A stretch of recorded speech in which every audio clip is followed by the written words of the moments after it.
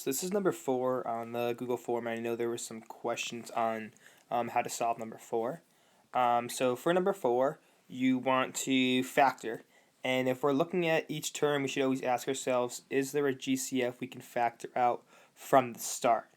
And in this case, there actually is. We can actually factor out a 3 from the start. The greatest common factor for each of these 3 terms is 3.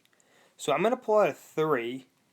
And when I do that, remember, we're essentially dividing out a 3 from each term. 3x squared, if we factor out a 3, is x squared. This would give us plus 8x. And then, last but not least, plus 16. So it probably would make sense to factor out the GCF. If you don't, you can solve it. You can factor it. But you're most likely going to have to then factor out a GCF at the end of the problem. So last and final step, we want to factor this trinomial. So we have x squared plus 8x plus 16. And notice it is a special case. So if you're thinking to kind of yesterday and the day before, it's a shortcut if we could think of that special case. So if we're factoring that trinomial and we're applying those special case rules, make sure to include your GCF on the outside. And it would actually factor out to be x plus 4 times x plus 4.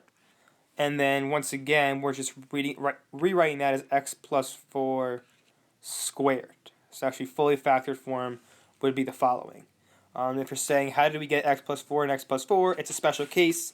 Also notice 4 times 4 is 16. 4 plus 4 is 8. So those would be our 2 factors, 4 and 4. The final answer would be the following. That's circled. So some people factored, and at the end they ended up with an expression that looked like 3x plus 12 and x plus 4.